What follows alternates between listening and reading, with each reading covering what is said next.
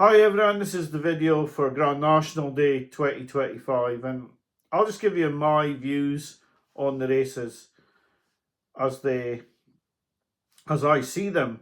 Now, just to say before I give you, and some of the analysis will be short and snappy for the races on the Saturday, but just to say day one went okay, especially as I put up Sans Brew and Lossiemouth, even though I was disappointed to see Constitution Hill fall again. And I'd managed to get Sandspur at 10 to 1, which helped me considerably. And the video for Friday was a curtailed video because I wanted to get up that I was quite strong on Ham Sion for the 5:15.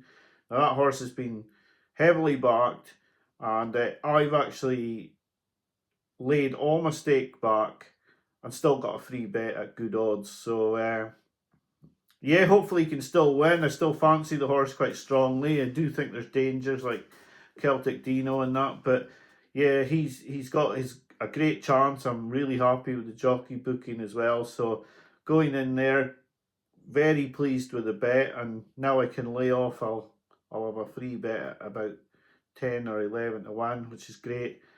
And hopefully he can run a big race. And I'll just give you my thoughts now for Saturday's racing, and wish you well with your bets for Saturday. And now I'll just get on with it. In the first, go big or go home. What could have been for John Fahey? I'm going to go for this at 50 to 1. I just like its profile. I think it's been primed for a big race. Maybe it's not this one, but at 50 to 1, I'm prepared to take my chances each way. It really is a swing in the dark. I like the look of Active Authority, but I'm not prepared to go in on horses at short prices who ran at Cheltenham. So I'm just going to go with what could have been at the price of 50 to 1. There are loads of dangers. Obviously, Jericho de Repine is out for to try and win after being second in the Pertemps. Catcham Derry's in here with a good mark. But I am prepared to go on the big outsider here, what could have been at 50 to 1. In the second race, I'm sort of between Cocktail Divin and Cappaja Pike. I think, in honesty, I would probably go with Cocktail Divin, who is very well regarded at the Bromhead Yard, but at the price, I wouldn't be adverse to having a small stake on Cappaja Pike. I just want to be against Lolamba. Nicky Henderson's been so unlucky with all his good horses at the moment, and he just seems like he's cursed.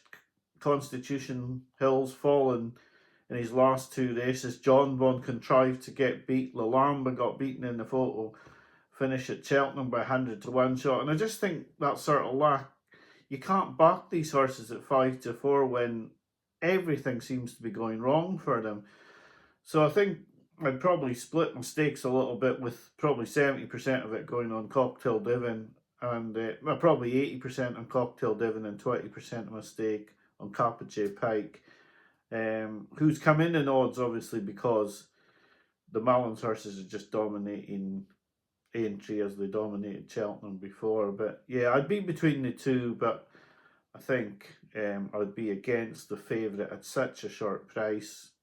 Obviously, it looks like the best horse in the race, but with the Henderson yard getting absolutely no breaks at the moment, I can't be with any of their horses. In the 3 mile handicap chase, I'm sort of between a couple here, but at the prices, I'd probably just about go with Cruise Control at around 11 to 1. I am between him and Imperial Saint, if I'm honest. I think at the prices, I'd just go for the bigger priced horse in Cruise Control, who's going to get his ground. Things haven't worked out for him this season at all, but I do think he is a good horse. And I can just see him coming back to form here and running a really big race. He's probably even an each way price to back. I wouldn't put anybody off Imperial Saint, but I think for me, it has to be just Cruise Control. I mean, I am between the two, but I think just because the price is bigger, and quite a bit bigger now as well. I think I would have to go with Cruise Control. In the Liverpool hurdle, I'm again between two, between Kitzbühel Hill and Strong Leader, but I'm going to go decisively here for Strong Leader, who I think will love this test, and I can see this bringing out his best performance of the season in this race.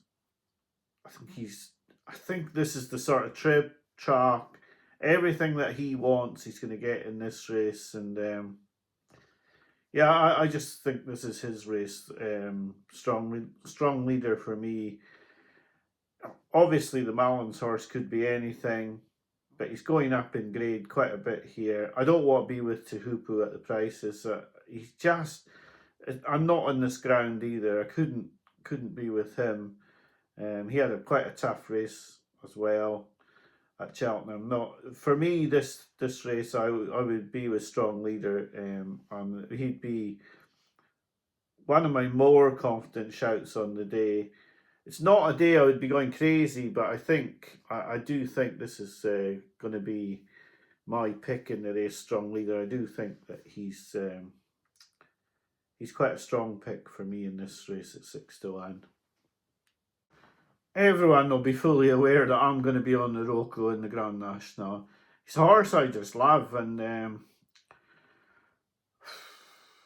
he's cost me quite a lot of money, and probably if he does win, he's only going to pay me back a little bit interest and not much more than that on the money I've lost on him. But he really has got strong claims. I see a lot of people saying that he's not a worthy favourite, but for me, the form last season when he was second to I Know the Way You're Thinking off level weights by 4 lengths, and now that horse is 175 and the Rocco's on 152. He was only beaten 4 lengths. I just think he's chucked in here. Grey Dawning didn't really do the form too much damage yesterday, because I don't think Grey Dawning jumped very well in the race today against Gaelic Warrior, so I wouldn't take it as taking the form down to get beaten today. I think Iroko's had one race in mind. Now, there's dangers everywhere. Of course there are. I mean, all 3 of Gravin Cromwell's horses have got good chances. I Am Maximus is going to be very, very well fancied because Malins is sweeping the boards at the meeting. But I just have to be with Iroko. It's as simple as that. I mean, I'm not telling people to come in behind me, but I've backed Iroko at bigger prices. I mean, I was scrambling around for prices on Iroko for the Grand National when everyone else was trying to back him for the Ultima, because I didn't even think about the Ultima at the time. All I was thinking about when he was 4th in that race at Cheltenham was, what price can I get for him in the National? And he's another horse that can save the season for me, Iroko. And I'm sure a lot of people would fully understand that. I have always liked this horse. I think he's got a great chance. And obviously, I Am Maximus could repeat the doors, Grange Clare West. Willie Malins, he's just running amok at the meeting. He could get the winner quite easily. And there are some good markets. Malins to train the winner, I think, is 5-2 or 3-1. That's not a bad bet when you look at the horses you've got running for you. Gavin Cromwell's 4-1 to win the race, and he's got three of the first sort of 6 in the betting, so he's bound to have a chance. But I just have to be with Iroko. There is no ifs, buts, or maybes for me in this race. That form Iroko showed against I Know the Way You're Thinking. The trainers, they know how to line one up. I am possibly John Joe O'Neill Jr. isn't like who I'd pick for the horse, but apart from that, there are no negatives for me. I just think he will run huge. I don't know what I would back apart from Iroko. It's just all been about Iroko for me in this race, and it's all Iroko. All leads to Iroko for me. I could put up other horses and then claim I mentioned the winner, but that's not the way I do these videos. So I'm all in. I am all in Iroko. I really fancy him. I think he'll run huge, and I hope he gets the ultimate prize and wins this. So yeah, Iroko for me in the Grand National. I would like to see Lord de Sud get a big prize. I don't think he was ridden well in Arkle. I think this horse needs to be put in front as close to the post as you can. 3 times now he's pulled himself up when he's been in the lead. Maybe not absolutely stopped, but he definitely thinks he's done enough if he's in front. And he's an infuriating horse. He really must be an infuriating horse. He's thrown away a bit for Hurdle, even though the horse who beat him was a good horse. He's got beaten by an obscene ride by Paul Townend last year on Absurd, but again he's been in the lead at the last and looked like he was going to win and didn't. The Arkle, I suppose he's been left in front a little bit, but he was there far too soon and he's just pulled himself up when he's got to the front. He's done it at Warwick in the Kingmaker. They've just got to hold him right to the end. He's got to be produced right on the line or he's going to do absolutely nothing. So hopefully they're going to just cruise around here, and over the last, Lord de Sud takes it up, because I think that's the only way he's going to win is if you put his head in front halfway up that run in, then he might keep going for you. But if you put him in the lead 2 fences from home, I think he'll just shut up shop like he has before and get beaten again. But he's got to be the pick. He's got to be the pick for no question about it. Lord de Sud is the selection in the 5 o'clock. I don't really have a selection in the last race, in truth. I think on the day it will all be about the Grand National and whether Iroko can get the job done. I do really fancy him. I like Strong Leader. The other horses that I've mentioned, I do quite fancy, but I wouldn't be going overboard about them.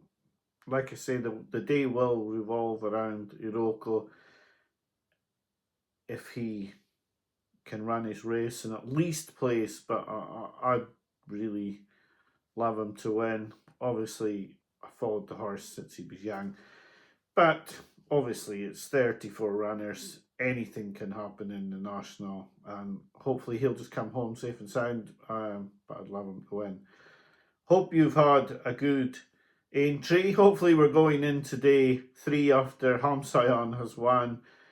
I didn't put up a full preview yesterday, but there's a lot of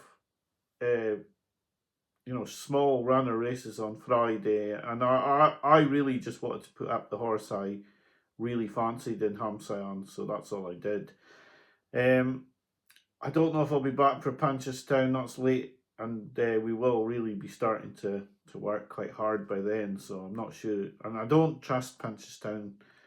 The form goes out the window, and I'm not very good there, so I may miss Punchestown out. But gradually getting the account into some sort of reasonable shape. It's not yet back where I would like it, which is level for the season, which is sad. But if I could get level for the season, it would be good. So if I could get a win at Hamsayan or Iroko, that might help quite a lot. But it's been a pleasure doing the videos again this year. It does look like just circumstances. Cheltenham went really poorly. Like I said, there was no excuses for Cheltenham. But to have made so many good picks during the week and then not to have done well at Cheltenham was a little disappointing. And I think maybe the videos will change a little next season. I certainly intend to go to Cheltenham for at least a couple of days next year, so the previews will be different next year for sure. There definitely won't be a betting bank, and if there is, it'll all be done before I leave for the festival. But let's hope that I can get one of these bigger bets up over the next couple of days and at least get my own accounts into some sort of shape. They're doing not as bad as what they were early in the season, but they're nowhere near where they should be. And most seasons I'm looking to try and make a profit. This season I'm trying to get to level, which is pretty sad. But it's been a pleasure making the videos for you all, and I will continue to do them. But yeah, next season the selections etc. will be slightly different. I hope you have a great day on Grand National Day, and if Iroko doesn't win, I hope your horse wins, but really hope that Iroko can do the business. Thanks for watching. Bye for now.